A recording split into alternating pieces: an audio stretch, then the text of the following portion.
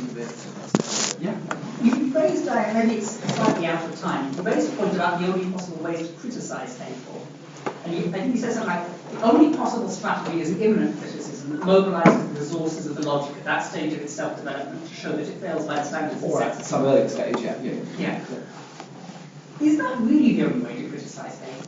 Can't we imagine a possible person who started... Already, no. For Hegel, that's already because you've got imagining, you've got possibility.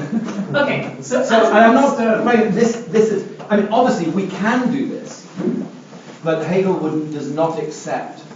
And so, yes, obviously, I'm saying you can make these criticisms, but they're going to bounce off Hegel like water on a duck's back, I'm afraid. Because of what you just said, imagination and possibility.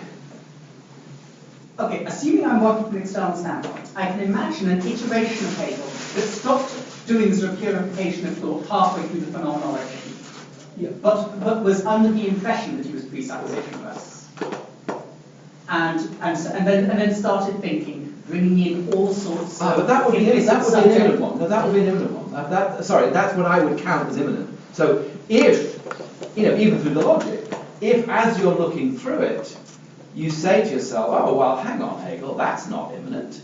You've inserted a whopping great assumption here. Let's go back. There's nothing in what you've just said that justifies this. That is precisely the kind of... That I take to be not imagining other possibilities. That's looking imminently at what's going on and finding out that it's not, in fact, as imminent as Hegel claims it is. That is absolutely fine. So that kind of criticism is perfectly legitimate. And indeed, Hegel did it to himself, because the second edition revises the first edition. So obviously, he must have looked through, between 1812 and 1831, looked through parts of the first edition and thought, this isn't going quite the way that immanent logic requires. So I don't regard that as an external criticism. How do you mesh that with the claim that sometimes the basic explanation for how thought self-develops is just that thought does this? Surely we if you've got to explain how and why it does it, you've got to be able to explain, as I've tried to do here, that at any one stage, given what he understands by something and other, this is what you've got to be evaluating. Given what he understands by other, or I suppose first of all, not given that, does the idea of something and other follow necessarily from Dasein as understood? Does the very idea of other generate this dialectic that Hegel's describing? If so, does it lead to this consequence? If not, why not? But the why not can't be answered by, well, because one could imagine that. No, that's... I mean, I know a lot of philosophy is done like that, but that is verboten, that's out. As it would be out for Spinoza, for example. Hegel's not the only one here. That is just out of the picture, and he has no interest in it. And when you get to the logic of essence, and you see his account of possibility, it becomes a little bit clearer why. Because he thinks as possibility is kind of abstracting. But no, absolutely, you can do that. But it's never just a matter of saying, well, it just does this. It does this because of the structure of a certain thought and what is implicit in that. So there is always reason at work, a publicly understandable reason. This is why I'm trying to explain this to you, and then not invite a sort of generic sort of what about if, but then say, oh, well, let's look at this. I don't think here on page 53, this structure really is imminent here. It seems to me that what's imminent would be such and such. So I don't think I need modality to make my worry. My worry is simply that, for you at least, the explanatory story has to bottom out somewhere. And sometimes it bottoms out before consciousness is fully satisfied, natural consciousness is fully satisfied. Sorry, are we talking about the logic or the phenomenology? The logic. The explanatory story as to why thought self-development... So what's natural consciousness got to do with it? I suppose what that means then is if you had two different people both claiming to be presuppositions logic, let's say the two iterations of Hegel, it's not clear how that disagreement could possibly be resolved. Well, sorry, where in the course of what we've looked at is there the opening for a different iteration. Now, I've explained to you one way in which there can be different iteration, and that's by looking at the first and the second editions. But then once you've got the second edition, you know that the first edition wasn't in fact appropriate. And in fact, anybody who goes straight to the first edition sort of really wonders, Hegel, how could you think that was right? Patently obvious that it can't work in that way. So I suppose I'm not convinced of the idea of two iterations. I mean, where there is, I guess, as yet not completely resolved possible double iteration, and it's the only part of the logic I'm aware of, is with the 1813 logic of essence and the encyclopedia version of the logic of essence for 1830. And that is something I want to look at more closely, and David Kolb has built a whole theory out of this, that the logic is structurally always open to different iterations, as you put it. I'm not convinced that that's right, but I am intrigued by the thought that the structure is slightly different, and why is that different? That's a good question. And I think it's the same as true of Spinoza. See, I suppose, think of someone like Rawls. Someone like Rawls thinks that rational disagreement is possible. Many people think that rational disagreement is possible.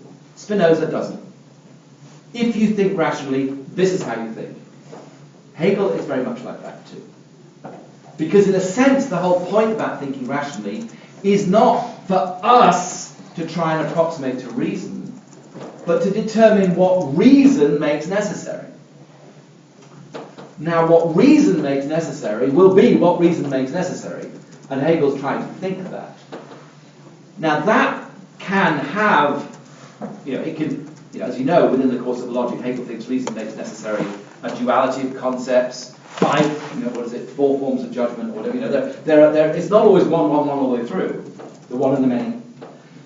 But he is not of the view that there can be genuine rational disagreement. There is understanding and misunderstanding. Now, that can be publicly discussed. There's no special intuition needed for this. He says in the preface to the Phenomenology, philosophy is exoteric. It's a public exercise that Hegel doesn't own. But the idea of genuine rational disagreement is not a possibility. And I don't know if that's where you're coming from, but that Rawlsian view is very popular, and most people would think, well, yes. Hegel's not alone in saying no. That's not the case. I think Leibniz would probably say no. Spinoza certainly would say no. Descartes in some ways, I think it's... So in that respect, Hegel is part of that rationalist tradition. Now, if there were, theoretically, different iterations,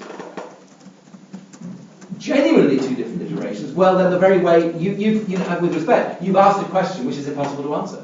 Because the way you ask the question sets up the impossibility of an answer. If there are genuinely two different iterations, then genuinely it can go in two different directions, in which case there's no way you can resolve the two. The only way to answer your question is to sort of stop you asking in the first place. By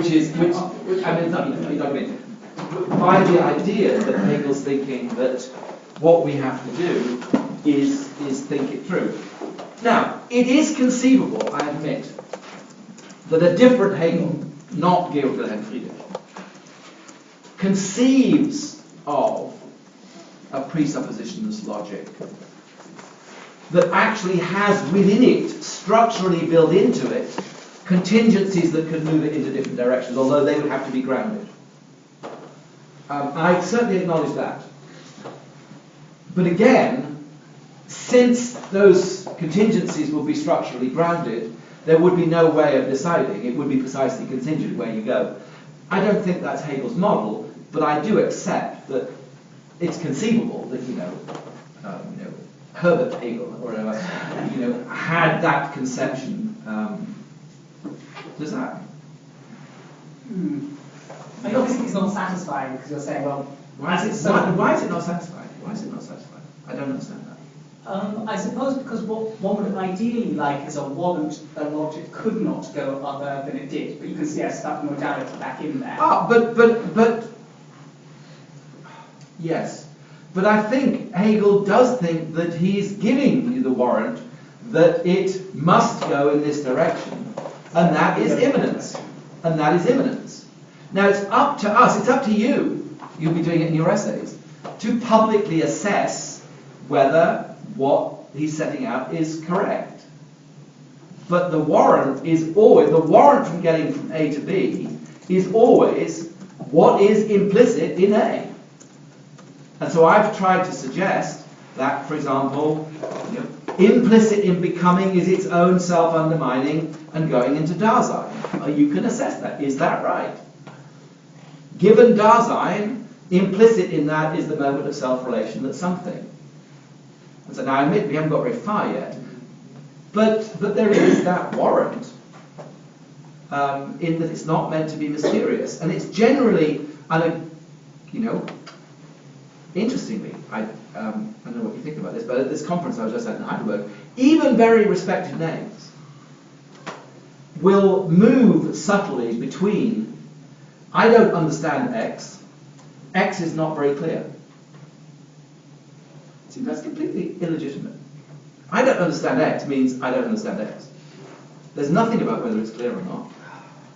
And if someone else does understand it, you can't draw any broader conclusions from the fact that I don't understand X. But there are a lot of people who will argue that way. I can't really see, most people were saying, much really intrinsic logic in the philosophy of nature. Ergo, implicit conclusion there isn't any. Well, no. Show me, work through it all. So that would be my challenge to you. You've got the text, read it, tell me in detail where things go wrong, get a distinction. I'm absolutely, and I'm really, honestly, I mean that seriously. I'm pushing a line that I think makes it clear, but what I'm trying to do is explain to you what Hegel takes the logic to be. If you don't agree with that, either on the basis of your own reading or someone else, and you make a very, very good case, you get distinctions. Distinctions don't depend on agreeing with me. But they depend on more than just, well, imagine the possibility of. That's not going to be very well. Because, does that help? I think we'll sort of move on. But so the challenge is coming back to you then, look at each passage. And it takes time, it's hard work. People were saying, it's real Arbeit. It's really difficult. But I see no other way of doing that. Really. But then, if you come across problems, I'd love to know where they are, yes. Because then we can improve it and think how it might go differently. But, just before I take anybody got any questions about, in a way I'm kind of inviting you now to think what I've just said to Edmund. Are there particular sections here that you're worried about or not? Or do you just want to have time to think about it? Yes. Oh, just a question, because obviously in the exposition of something and other, we have this conception of you have this conception of basically other relatedness sort of being intrinsic to the object. That word, we're about to go there. We haven't quite, but the logic of what you're saying is exactly right. What we've got at the minute is we've got a distinction between the intrinsic being and the other relatedness, both of which are moments of something. And your question articulates where it's going to go. It will be the case that the one is actually intrinsic to the other. Yes. Because obviously what seems interesting there is from my perspective, it seems fascinating in regard that you're like, some other relatedness is, within it, and therefore we can sort of, and that other relatedness is then also the same as its sort of intrinsic nature. But obviously, with the sort of epistemic claim of, say, Kant, right, where the thing in itself is, well, there could be this thing within the object where its other relatedness was somehow different from its sort of in itself. We just can't know. Well, what do you ground that could be on? If not abstraction. Hegel's claim is that could be, you just said. It could be. Hegel's claim that's a could be dreamt up by abstract thought. One's just abstracted the two from one another. to establish that could be. It's not a genuine could be rooted in the very fabric of being.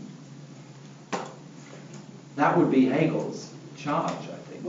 So what are you grounding your I thinking? guess you'd say, and then I will probably be making a set of assumptions, but I guess you could say that because you can't be sure you have this sort of direct acquaintance with that other or that object, that that's was in my understanding, that's where you sort of have that could be, because you assume or at least think yourself to be separate from that object.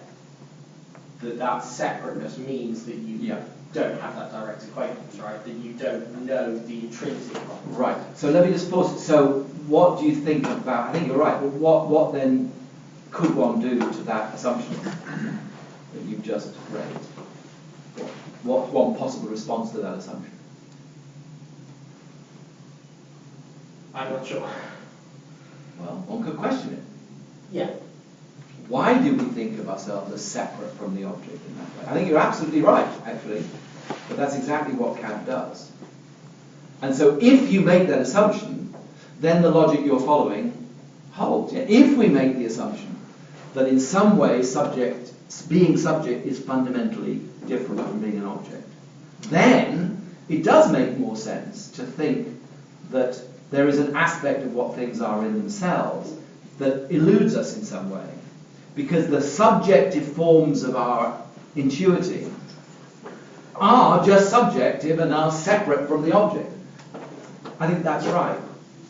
So in that sense, the space you're trying to open up, which is that what something is in itself is different from the way it shows itself to be, which is clearly Kant's view, nonetheless trades on a further assumption that Kant makes, that subject and object are indeed quite distinct. And of course you don't have to be Hegel to query that one. Spinoza wouldn't agree with that. Whereas Hegel, I assume, is saying that no, if we actually follow the logic, we find out about the nature of something and other. And eventually the nature between subjectivity and objectivity, although actually, going back to phenomenology, in a way, Hegel sort of thinks of the phenomenology as already having undone that sharp distinction.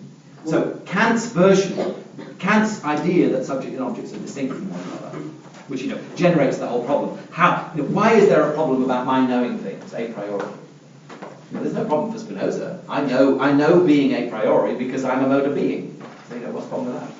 But for Kant, there's a problem with my knowing being a priori because I'm different from being. I'm different from the thing.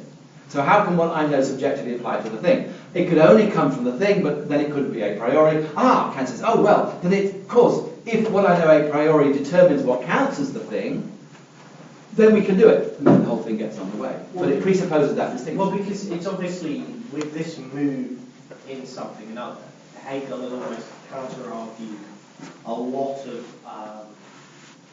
sort of philosophical theories of perception, right? You have it's not just Kant, you have others like AJ say things where it's like, well, we don't have this direct acquaintance with something.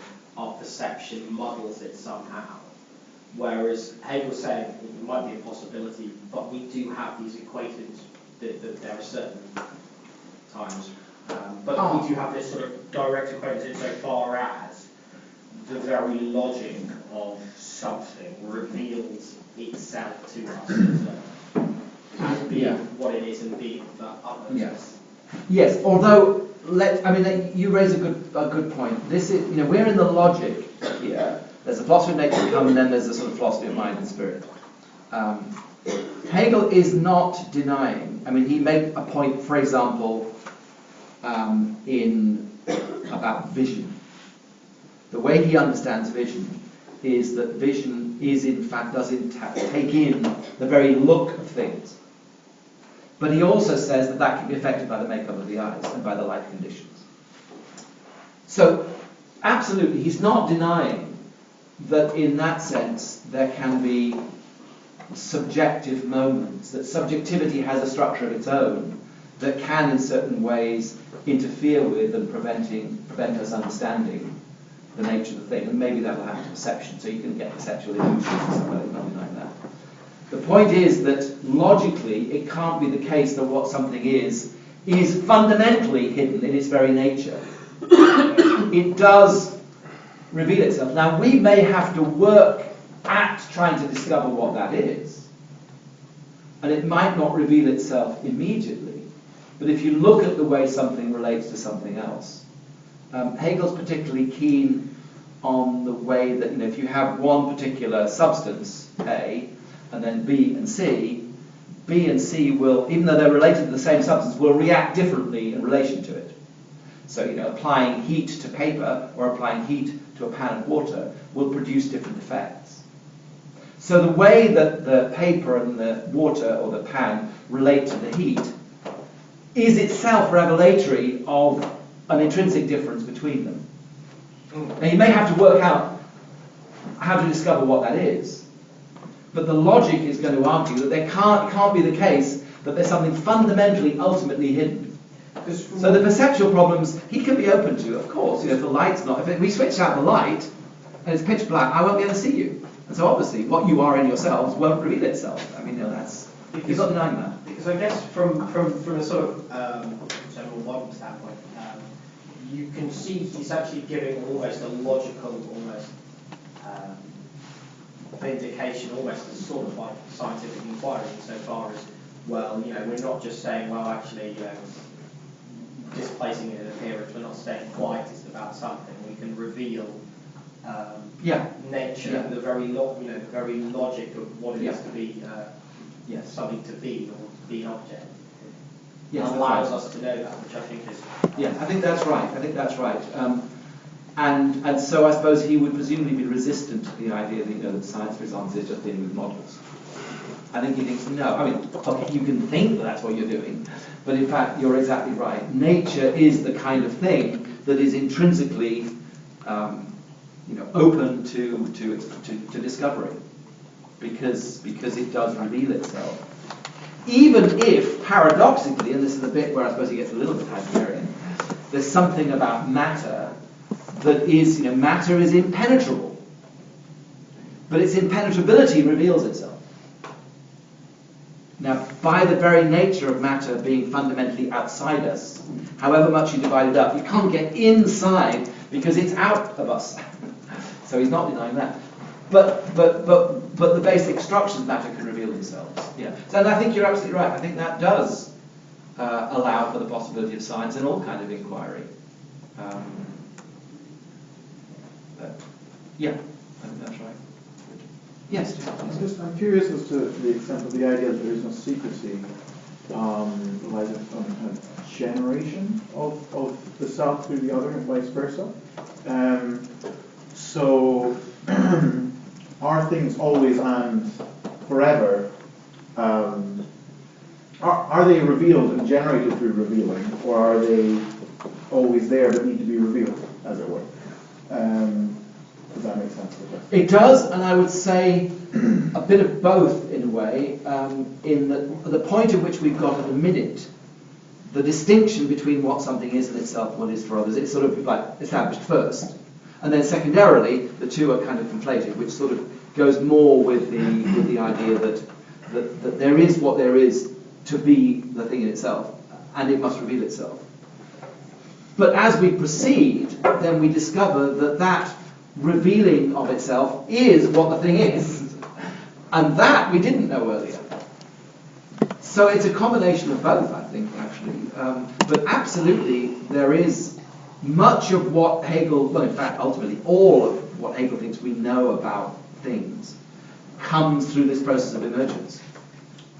But along the way, you get to a staging post at which he will say, and even when we've gone through all the complexities that we're about to go through, he's not going to deny that we can make a distinction between what something is in itself and the way it shows itself. That will not be an absolute distinction. It will be a more relative one, but it won't be eliminated completely. So you will be able to talk about stable identities and things like that. But yeah, I would say you don't have to choose. Both of those options, you're saying, are part of the story Hegel's telling, actually. But, I just wanted to, before we move on here, another philosopher, I think I make reference to this in the opening page of Logic, to whom this argument is relevant, is Nietzsche. Because there's a remark Nietzsche makes, I think it's not in a published text, it's actually in his Nachlass, where Nietzsche sort of argues that, I think he says something along the lines of things are sort of the effect they have on other things. Something along those lines, anyway. Things are just effects of other things. Therefore, there is no thing in itself. As if somehow the fact that something is essentially related to others and has its identity in its relation to others means that it can't have a being in itself. And Hegel will dispute that. So that's the flip side. I suppose that if you... Kant wants to keep both the thought that there is an intrinsic character to things and they appear in a way that's different from that. But Nietzsche wants, in moments at least, to get rid of the very idea of Ansisein at all. And Hegel would then, I think, well obviously we don't know, say, well hang on, why are you doing that? If the only reason you're trying to get rid of it, or you feel you have to get rid of it, is because you think the things are essentially relational, well then that's basically a non sequitur. There isn't any intrinsic logical connection between being essentially relational and not having an intrinsic identity. If, as he's argued here, intrinsic identity shows itself precisely in relationality. Yes, so you've been waiting patiently. Yeah, so it's funny. I want to talk on this one as well, but I just want to kind of give Kierkegaard as a fair hearing. Okay, go ahead. So, I mean, as far as I read Kierkegaard, at least, it's not just that, he thinks there are some things that are, have an essentially inner character simpliciter. It's that, even if there are some things that even if they were made public, they would somehow be falsified in being made public. So they could, in the way they made public, they would qualitatively be transformed and have a different character if they were public. So things like faith and love, they're brought out into the sort of public sphere. The subjection to rational scrutiny and to others kind of prying eyes. How does that differ from this, though? Right, sure, exactly. That's kind of part of what I want to kind of talk about. So it sounds like it could be similar. Kierkegaard thinks into criticism, so I just kind of wonder what you kind of make of that. Yes, I guess, well, that seems to me, though, just another version of the fact that the character that it has as private is somehow lost when it becomes public. Yeah. Whereas Hegel's point is that the character that something has intrinsically is not lost in its relation to others. Okay, but why? So I mean, it can be distorted if the conditions are such that the public itself sort of, mystifies or whatever, or does something to the private. But I don't think Hegel thinks that the private is essentially distorted when it becomes public. After all, the eye is the we and the we is the I. In fact, he would be stronger than that, wouldn't he? And say that actually the private I is itself something that can only arise, in a sense, within a public space. Yeah. So the very idea of privacy is a historical achievement that, for example, if we're to believe Hegel, the Greeks didn't have in the same way. The Persians didn't have in the same way. It's a public achievement that we're also private. Just think now of the insistence on, our world is governed by, I can do what I want to do and no one's going to tell me. I can live how I want to, no one's going to tell me how to live.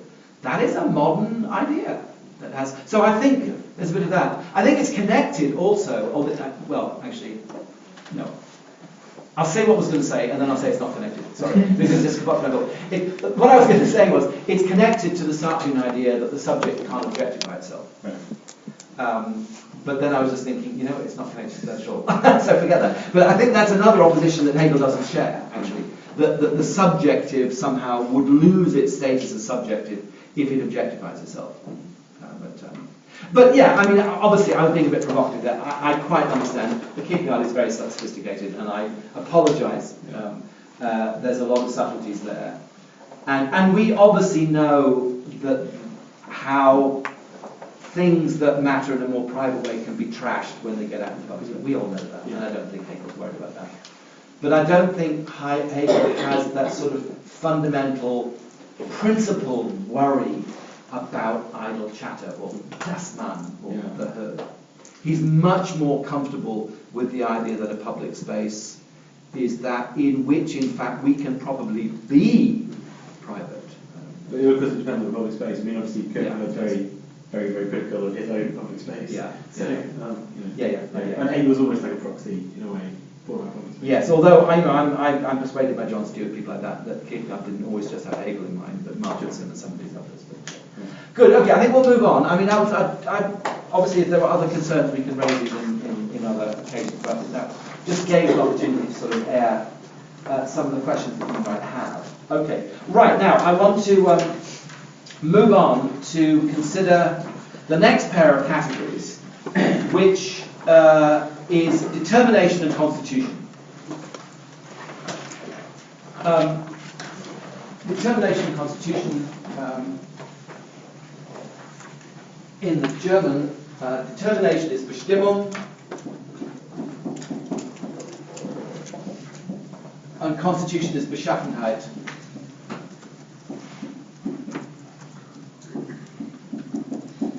Right, determination or Bestimmung just is the unity of being in itself and being for other.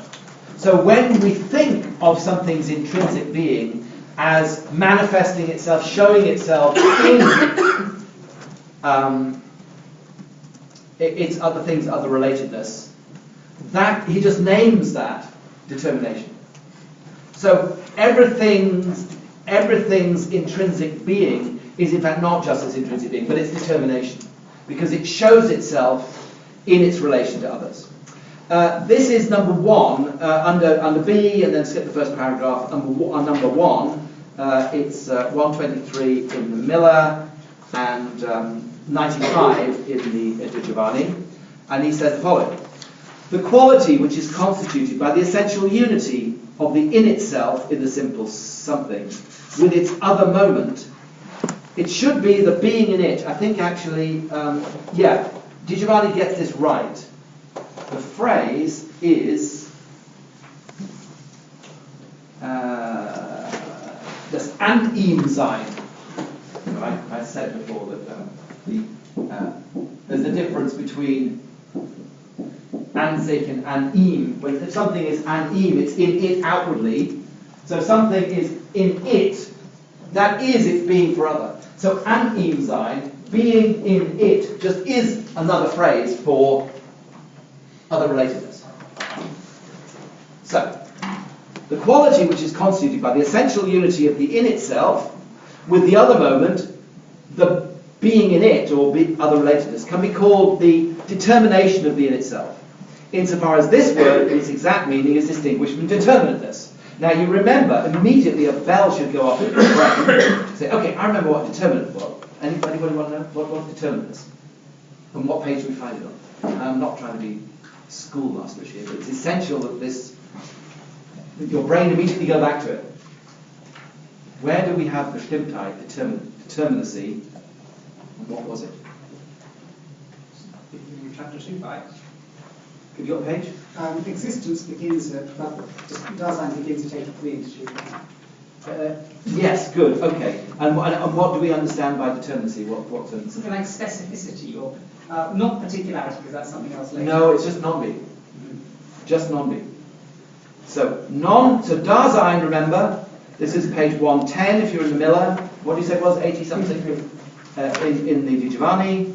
Determinate being is being with a non-being, such that this non-being is taken up in the simple unity of the being. Non-being, thus taken up, constitutes determinacy as such. So, Bestimmtheit, determinacy, is just Nichtsein, non-being. Now we've got determination. I'm sorry to do that to you, but I really, seriously, absolutely mean it, with 100% earnestness, that to get anywhere with Hegel, try and don't believe, I can't be bothered to find out where the flaming thing was. Go back and look and try and find it, and then cross-reference in the text. It'll all come a lot easier. So Bestimmung is not Bestimmtheit. Determination is not determinacy. Determinacy is that bare non-being. Determination is this unity of intrinsic being with other relatedness. Okay, so then he goes on in the next sort of long sentence to spell this out. Determination is affirmative determinateness as the in itself, with which something in its determinate being remains congruous, in face of its entanglement with the other, by which it might be determined, maintaining itself in its self-equality and making its determination hold good in its being for other. So that idea of the determination of the thing is its intrinsic being, that, as it were, it kind of makes count in its relation to others. That's what the determination is. And so something fulfills its determination in its relation to others. It comes to be fully, or at least to manifest, what it is in its relation to others. And then Hegel, in the next paragraph, makes reference to Fichte's famous Bestimmung des Menschen and points out that the determination of humanity, as mentioned, is thinking reason.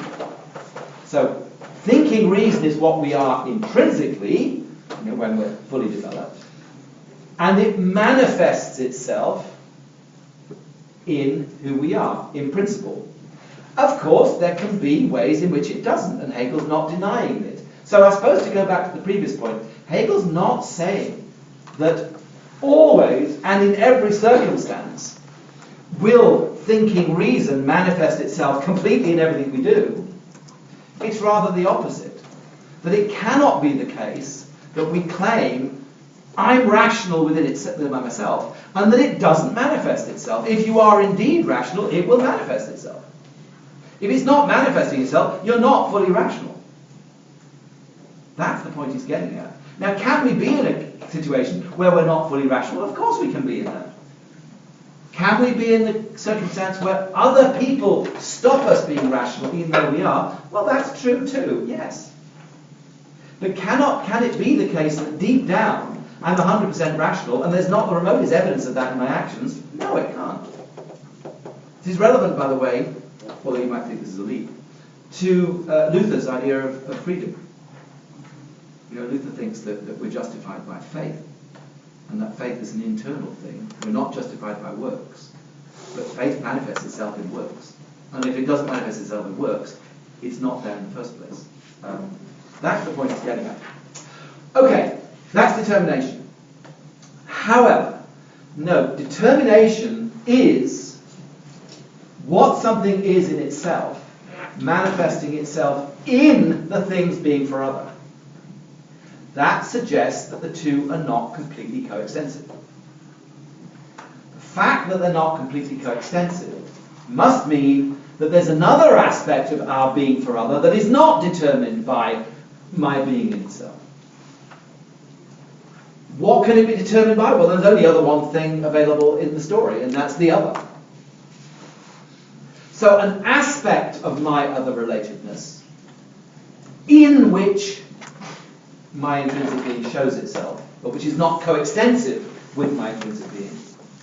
An aspect of that other relatedness must be determined by something other than me, and that is the Beschaffenheit, what he calls the constitution.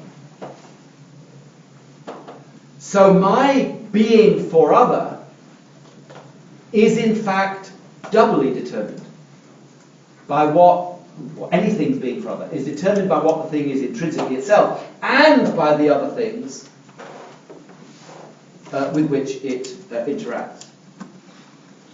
Okay, so number 2, the filling of the in itself with determinateness is also distinct from the determinateness which is only being for other and remains outside the determination. For in the sphere of quality, the differences in their sublated form as moments also retain the form of immediate qualitative being relatively to another. I was going to say cut that out and stick it on your wall, because that sentence is absolutely crucial to understanding the logic of quality. In the sphere of quality, differences retain a certain immediacy over against one another, even when they're united. So that means even though intrinsic being shows itself in being for other, there remains a difference.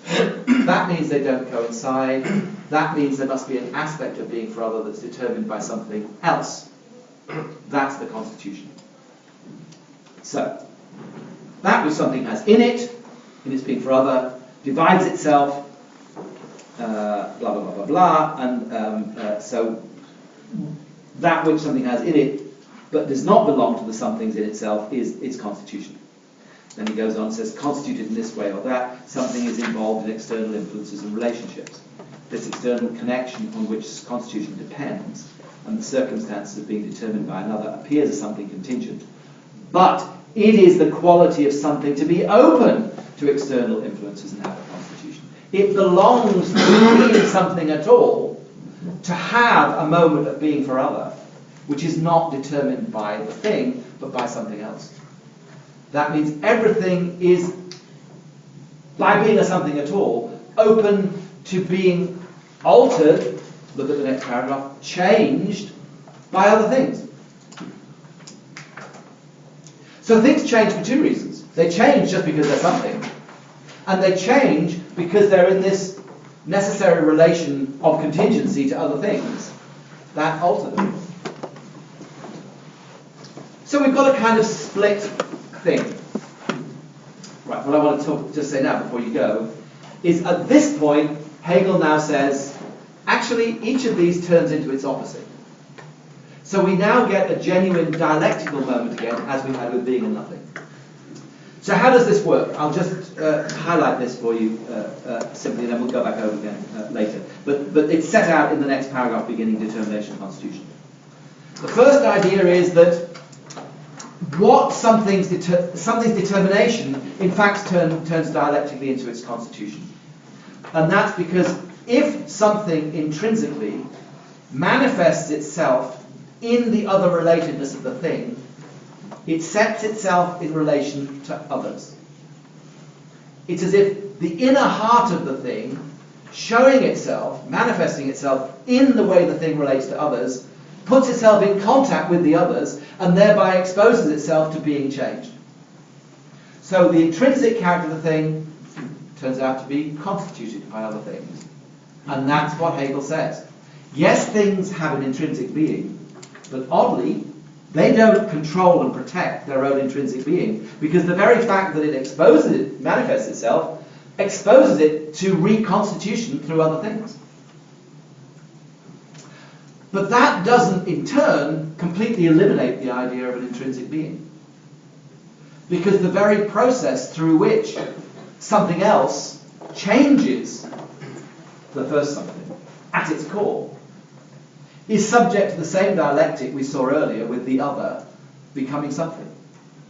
The process of becoming other, and other than that, and other than that, constitutes a new self with a new intrinsic being. So even when something is reconstituted by other things, it's reconstituted as having an intrinsic being. Intrinsic being is ineliminable, but it's changeable. And it's changeable through the agency of other things. That's a really strong and interesting claim. Certainly Kant would not be very keen on.